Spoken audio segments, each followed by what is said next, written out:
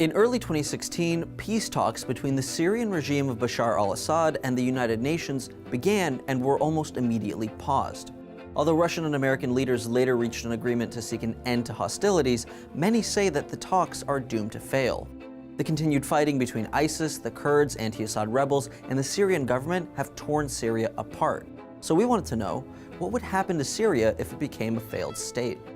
Well, functional and stable governments tend to have several important qualifications. They're able to control their territory, make collective decisions that affect their citizens, provide reasonable public services, and effectively interact with neighboring governments. They also must have what's called a monopoly on the legitimate use of violence. This means that only the police or similarly designated enforcement officials are allowed and able to wield violent force in the state. However, Syria fulfills nearly none of these requirements. Much of their territory has been lost to ISIS and rebel forces, government control across the country is largely non-existent, and the Syrian government has far from a monopoly on force.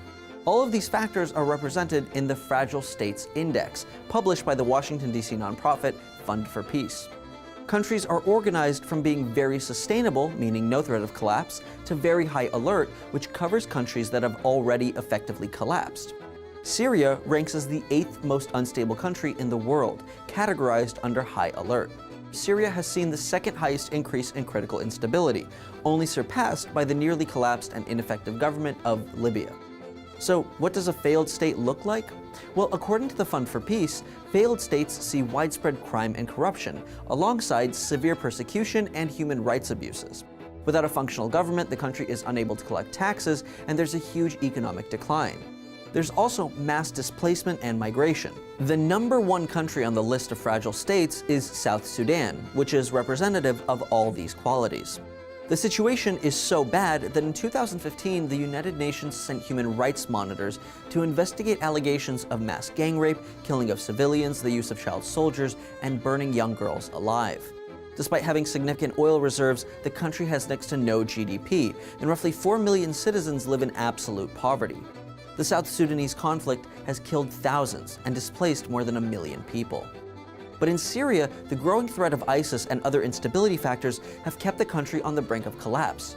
And many say that if peace talks officially fail, there's no plan B.